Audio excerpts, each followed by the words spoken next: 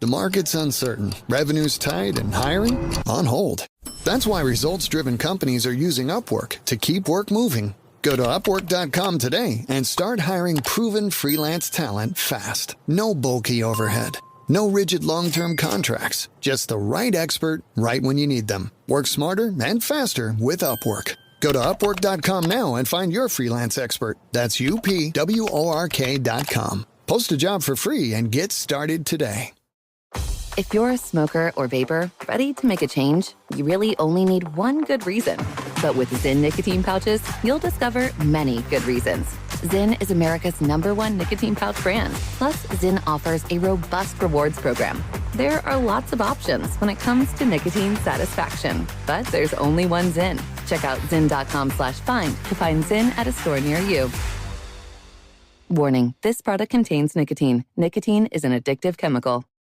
OnDeck is built to back small businesses like yours. Whether you're buying equipment, expanding your team, or bridging cash flow gaps, OnDeck's loans up to $250,000 help make it happen fast. Rated A+ by the Better Business Bureau and earning thousands of 5-star Trustpilot reviews, OnDeck delivers funding you can count on. Apply in minutes at OnDeck.com. Depending on certain loan attributes, your business loan may be issued by OnDeck or Celtic Bank. OnDeck does not lend in North Dakota. All loans and amounts subject to lender approval.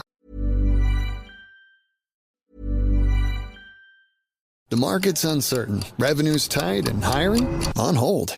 That's why results-driven companies are using Upwork to keep work moving. Go to Upwork.com today and start hiring proven freelance talent fast. No bulky overhead. No rigid long-term contracts. Just the right expert right when you need them. Work smarter and faster with Upwork. Go to Upwork.com now and find your freelance expert. That's UPWORK.com.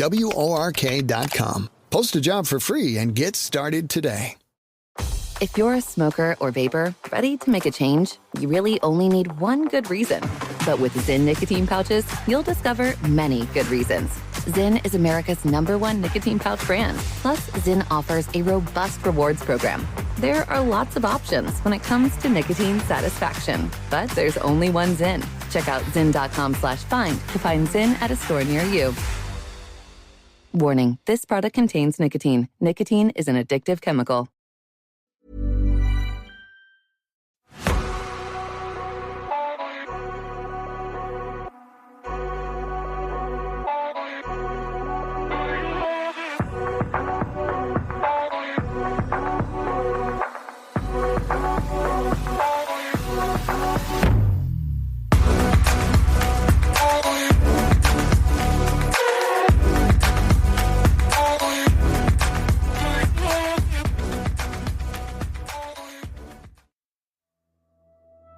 Hello, I'm Sarah, and welcome to the Whispering Woods Extra that I'm bringing to you on a Tuesday. I've got one spooky story to share today, and as said in Sunday's Haunted episode, Toby won't be with me for these next few episodes. Well, he will be back, because he is part of 31 Days of Halloween, but they are all pre-recorded, so if I do go a bit quiet, you guys, it's because we're having a bit of a break, because we've done all the episodes.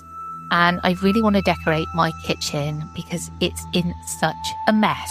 So I'm taking some time to do that. I'll get straight into it. Are you ready for the story?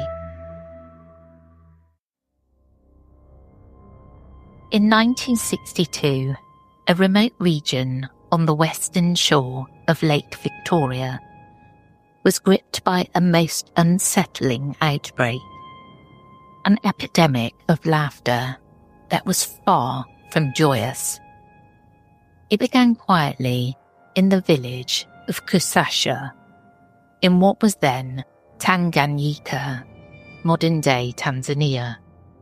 On January the 30th, 1962, at a mission-run boarding school for girls, 3 students started giggling during class and could not stop. What started as a small fit of laughter soon spread like wildfire through the school's halls. One by one, other girls were infected by the mirth, doubling over in uncontrollable laughter. Teachers watched in disbelief as nearly 60% of the students fell into bizarre laughing seizures. This was no normal laughter. It was endless, hysterical, and eerie, often bringing the girls to tears. In fact, local villagers who witnessed the episodes called the affliction Ndwara ya Kucheka, the laughing disease or laughing trouble. Far from a happy prank, the laughter was tinged with fear and anguish, leaving those afflicted with tear-streaked faces and gasping for breath. Inside the school, the situation escalated over weeks. The laughter came in waves or attacks, sudden bouts that could last minutes or hours, then subside, only to recur later. Students would laugh until their sides hurt, sometimes weeping, trembling, or even fainting from exhaustion. Many experienced strange physical symptoms along with the laughter. According to reports, some girls suffered sharp pains, difficulty breathing, fainting spells, and even skin rashes during these fits. They would sometimes run aimlessly through the dormitory or become violent if someone tried to restrain them. The teaching staff, notably, were never affected. Only the students, mostly teens, aged 12 to 18, succumbed to the laughing illness. Teachers could only watch in horror as lesson after lesson was disrupted by cascades of laughter. Normal school life had become impossible. Concentration in class gave way to chaos and confusion. For nearly 2 months, the mysterious laughter raged through the school. By March 1962, 95 of the 159 students had been struck with uncontrollable giggling fits. The sounds of nervous laughter echoed down empty hallways, and the once orderly classrooms were left in disarray. With no end in sight, the school's administrators made a drastic decision. They shut down the school. On March 18, 1962, the mission school in Kasasha closed its doors, hoping that a break might end the bizarre epidemic. Students were sent home to their families, and a hush fell over the abandoned campus. But the silence did not last for long. What happened next only deepened the nightmare. When the laughing girls left Kasasha, they carried more than their school books home. They carried the laughter. As the students dispersed to their villages, the epidemic followed them into the wider community. In April 1962, reports emerged from Nshamba, a village about 55 miles away, that people were coming down with the same uncontrollable laughter. Nshamba was home to several of the students, and soon their relatives, neighbours and friends began laughing for no reason and couldn't stop. The contagion was no longer confined to one school. It was loose in the villages. Over the course of April and May 1962, 217 villagers in Nshamba, mostly young people, experienced laughing attacks that lasted days on end. Imagine entire families in fits of hysterics, young men and women doubled over in laughter, while their bewildered elders looked on in fear. According to one account, an entire village of over 200 people fell ill within days, afflicted by what locals somberly dubbed the laughing disease. The laughter was so pervasive and debilitating that normal life ground to a halt. Farms were unattended, gatherings cancelled, laughter had effectively shut down the village. From Nshamba, the epidemic continued its march.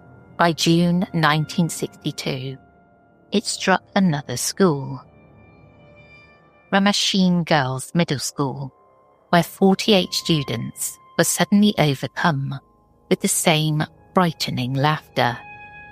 School after school had to close as this bizarre affliction popped up in any community where the Kashasha girls had passed through. Classrooms stood empty and silent across the region, as laughter echoed in homes and streets instead. In total, 14 schools were forced to shut their doors to protect students and staff. For a time, it seemed no place was safe. Any gathering of children risked sparking the hysterical giggles anew. Over the next year, the laughing epidemic hopscotched across the Lake Victoria shoreline. Additional villages reported cases. Wave after wave of laughter spread across the district, infecting hundreds of people. Across a 100-mile radius around the town of Bakuba, the haunting sound of laughter, sometimes joyful sounding, sometimes desperate, was heard in one hamlet, then another. And yet this was no joke. Those who caught the laughing sickness were often racked with pain and fatigue, unable to eat or work while the fits lasted. Episodes could persist for days, even up to 2 weeks straight in some cases, before subsiding. Mercifully, the condition did not prove deadly in itself. There were no direct fatalities attributed to the laughing illness. Many years later, experts noted that even at the epidemic's height, people eventually recovered and no one died from simply laughing. Still, the toll was significant. By the time the laughter finally faded, approximately 1,000 people had been affected during an 18-month ordeal. As the laughter epidemic swept through village after village, it left terror in its wake. To the communities in rural Tanganyika, this laughing seemed to come out of nowhere, and in the absence of clear answers, fear and rumour took hold. People desperately sought an explanation for why their children and neighbours were acting so strangely. In a society where traditional beliefs ran deep, many concluded that dark supernatural forces must be at work. It didn't feel like a medical illness to them. It felt like a curse. Rumours spread from homestead to homestead. Witchcraft might be to blame, some said. Or perhaps the village had offended an ancestral spirit. One elder described the epidemic as if it came by the wind. An evil wind carrying misfortune from one person to the next. Villagers noted how the laughter seemed to gust through entire communities invisibly, just as the Basamwa, ancestral spirits, were said to move like the wind. Soon a host of explanations proliferated in the region. According to interviews with those who lived through it, a curse from the ancestors was one common suspicion, and others blamed witchcraft. Known locally by terms like Liloko and Belusi for bewitching the youth. In the local mindset, someone with ill intent or disturbed spirit might have cast a laughing spell over the village. It was a result of misfortunes because it came as wind and people contracted it, recalled one geyser elder. reflecting on that time. In one area, people said it was a curse, a punishment for unknown wrongs. Others thought the creator spirit himself was testing them, or that angry ancestral ghosts had infested the community. Everybody had his or her own theory, one elder remembered. Some said it came from the ancestors, and others that it was a curse from God. Yet amidst these varying beliefs, a consensus emerged that something otherworldly had descended upon them, something beyond the realm of ordinary illness. As laughter continued to erupt in new places, panic gripped the villages. People grew wary of one another, unsure who might succumb next. Rumours flew that the laughing plague could spread simply by proximity or a wicked breeze. Many villagers were afraid to visit afflicted families or neighbouring villages, fearing if they came near they would be affected too. Some went so far as to isolate themselves in their homes once they heard that the laughing disease was nearby. The atmosphere in the region turned tense and distrustful. To those who believed witchcraft was behind it, anyone could be a suspect. Perhaps a jealous neighbour or an offended spirit was responsible for the curse. Local healers and witch doctors were consulted in private meetings as families sought rituals or charms to ward off the laughing curse. Fear of the unknown hung over the villages heavier than the sound of laughter itself. Amid the supernatural theories, more modern anxieties also crept into conversation. Tanganyika had just gained independence from British rule in late 1961, only weeks before the epidemic began. It was a time of rapid change and uncertainty. Some villagers speculated that the strange laughter might be due to foreign interference or poison. Wild theories circulated that perhaps the atmosphere has been poisoned by atomic bomb tests happening far away, or that some secret weapon from abroad had infected them. Others pointed fingers at outsiders. A story spread of two European strangers seen inspecting local water supplies, sparking suspicions that the unknown force came from outside. Maybe the Europeans had brought the laughing disease with them. In a region grappling with political change, these explanations revealed a deep undercurrent of distrust and anxiety. But whether you believe in cursed spirits or contaminated air, the result was the same. Ordinary people were terrified. The relentless laughter had become something sinister, a sign that their world had been upended by forces they could not control. While villagers sought answers in the supernatural, the scientific world was equally baffled by the Tanganyika laughter epidemic. When the outbreak first erupted, doctors and investigators flocked to the region to observe this bizarre phenomenon. Blood tests, water tests, and exams were conducted on the afflicted students. No toxins, germs, or abnormalities were found. Medically, the laughing girls were perfectly healthy.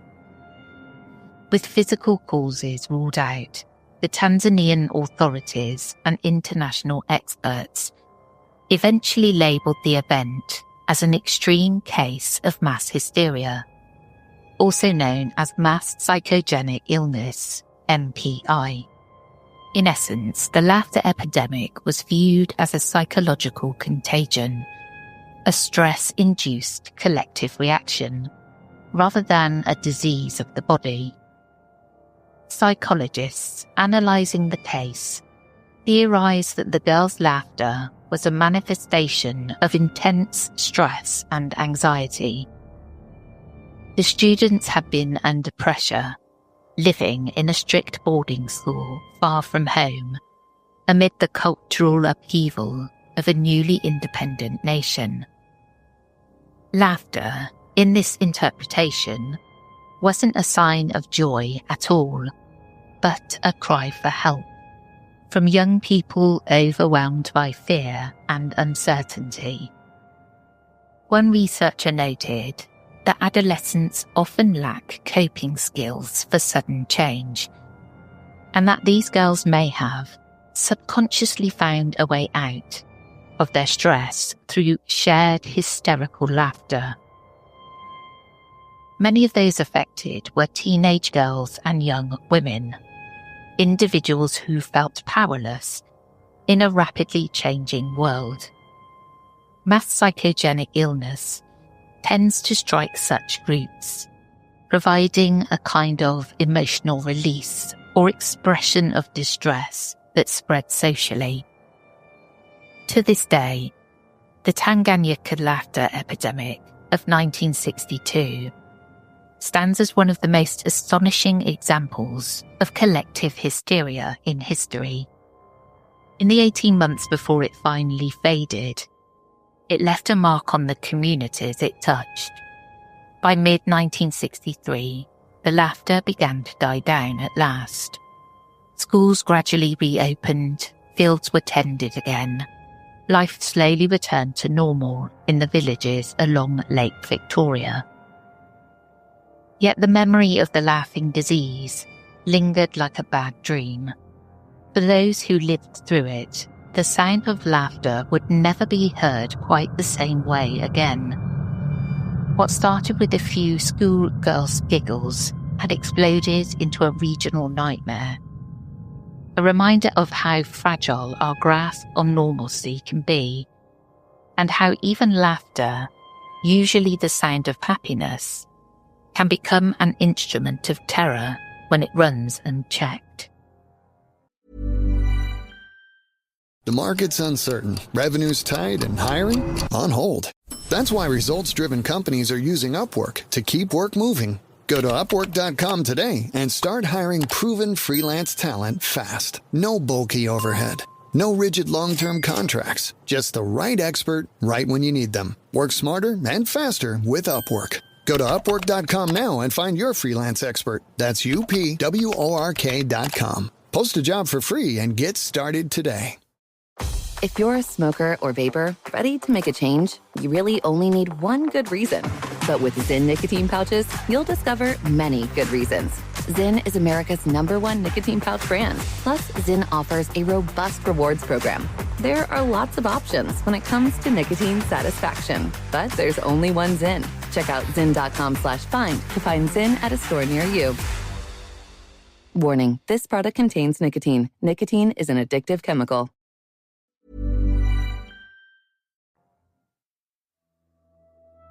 I really wanted to share this because just to give an idea of what goes on around the world.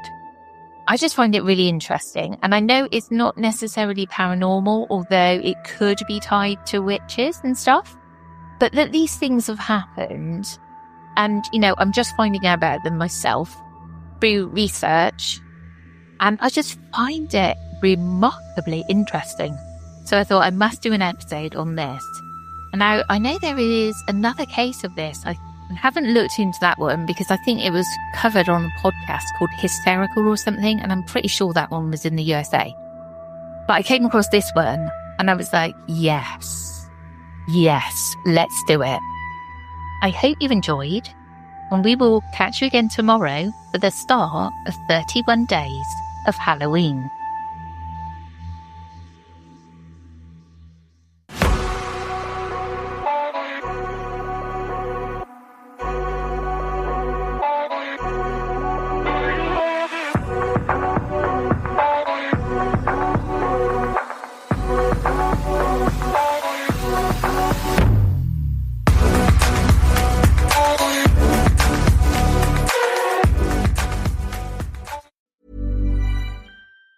Did you know Tide has been upgraded to provide an even better clean in cold water? Tide is specifically designed to fight any stain you throw at it, even in cold. Butter? Yep. Chocolate ice cream? Sure thing. Barbecue sauce? Tide's got you covered. You don't need to use warm water. Additionally, Tide Pods let you confidently fight tough stains with new Coldzyme technology.